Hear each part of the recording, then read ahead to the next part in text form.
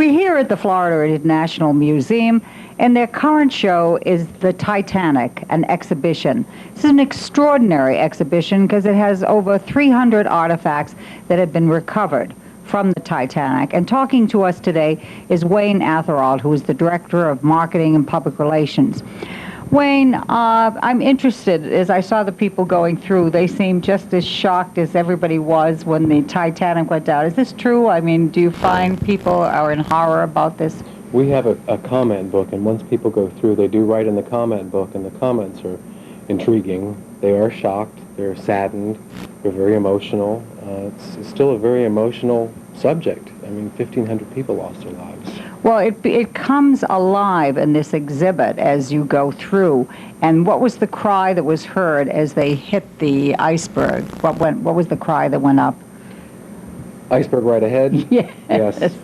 Yeah, words that will ring around for many years. And then I was terribly interested that the architect and the manager, it was the manager who survived. SB? Yes, the managing director for Tell the us White the Star story Line. about that, because there have been so many stories, and I was curious to hear the story here about how he led his life after this. Yeah, he was pretty much a recluse. Was it true that he put on female clothes? No, it was went not in, true. No, he went into the lifeboat and probably had a robe on, and somebody may have seen him from behind or whatever. But no, that is not true. Well, one of the things I find is in the objects that were recovered, they were in such good condition. Tell us about some of the objects that you recovered. Well, they're in good condition. You didn't recover, yeah, but the people that went down. The objects are in good condition because they've all gone through conservation at the LP3 labs in Saumur in France.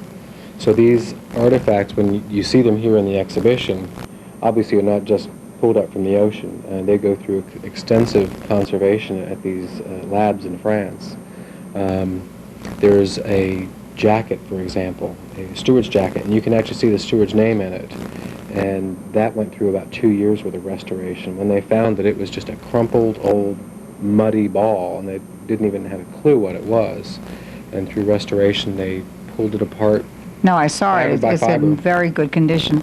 Now, I'm curious, with all the people coming through, everybody's dead now, aren't they, from the survivors? No, there are still 7 survivors. Oh, there are 7. There are still 7 survivors. Milvina Dean, who lives in Southampton, England, was here for the opening. So she christened the exhibition. How old is she? Milvina's about 87. She was only 9 weeks old when the ship went down.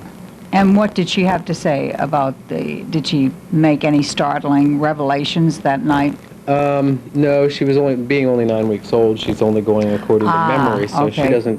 She was put in a sack and thrown in one of the lifeboats with her mother and her brother. She did lose her father on the ship, but she speaks about it, and she's got a very. I'm sure her family talked to her about it. Oh yeah, her mother did eventually. And did anybody else of the 7 survivors come here that night? No, but we have one coming in from Chicago, and I don't know how old she is, probably in her upper 80s.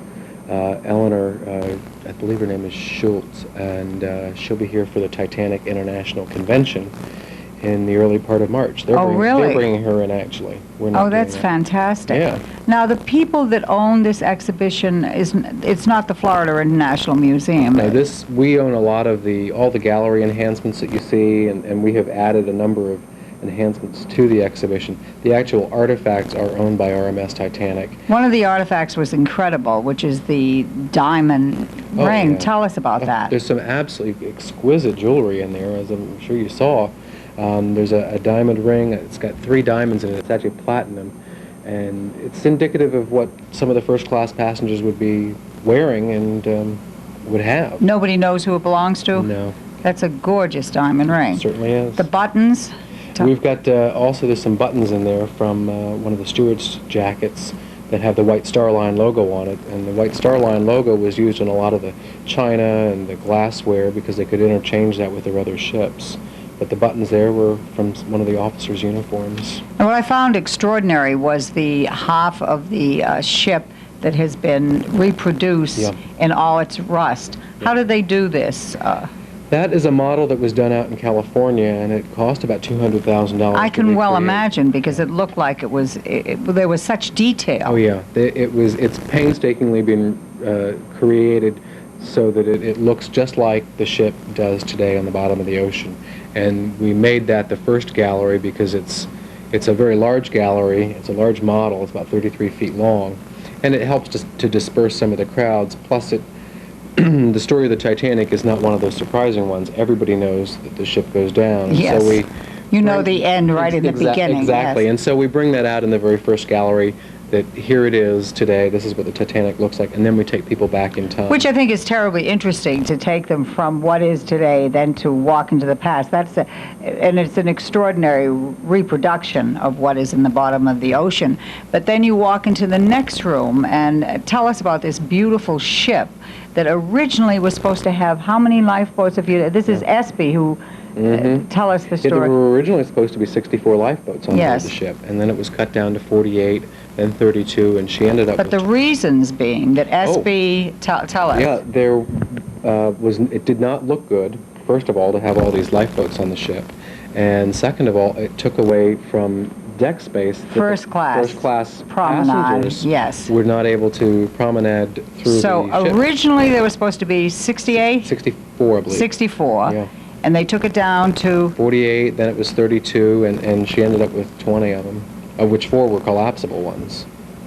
So 16 and 4 collapsible. Right. It's remarkable. And again, it goes back into the whole questioning thing of Titanic.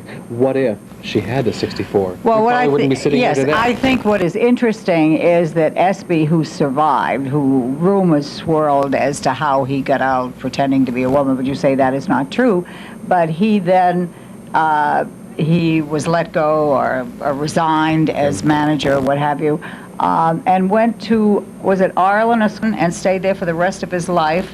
And the Titanic was never mentioned, and he never had any visitors. I mean, it was a very sad existence for somebody who had survived. He had to live his life with that. But it was interesting also in your exhibit, the Titanic had 3 I want to say chimneys. Oh, the funnels. The yeah, funnels, 3 right. funnels. And there was a fake funnel. Right. Tell us. Again, going back to how it looked better with 4. And so she was built with 4, and the 4th one was completely non-functional.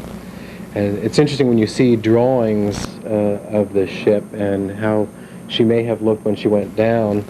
Some of the artists back in 1912 actually showed smoke coming out of all 4 funnels. Oh, isn't that something? And so... and of course, this was a fake funnel. Right, so there was never any smoke coming out of it. No, I wouldn't think so. When they went down and they discovered it, did they discover anything that was opposite of what they had thought the way the ship went down? Well, I think some recent discoveries are that it was actually not a huge, gash in the ship. There was just a series of small gashes in the ship that really led to the ship going down, and the fact that they were actually penetrated all the front 5 panels of the ship.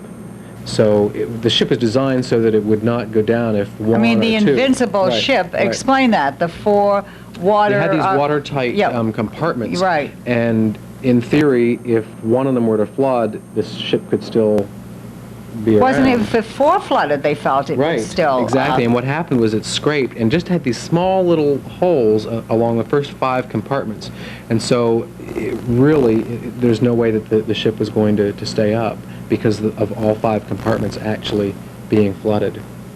It's an extraordinary exhibit. It is, I'm under the impression that it's the largest exhibit of Titanic artifacts ever shown. Yes, it is. And if you are fascinated with the Titanic tragedy, the Florida International Museum in St. Petersburg is the place to come. This is truly an extraordinary exhibit. We've been talking today to Wayne Atherholt, who is the Director of Public Relations and Marketing at the Florida International Museum, which is currently showing Titanic, the exhibition. Thank you so much, Wayne. Thank you.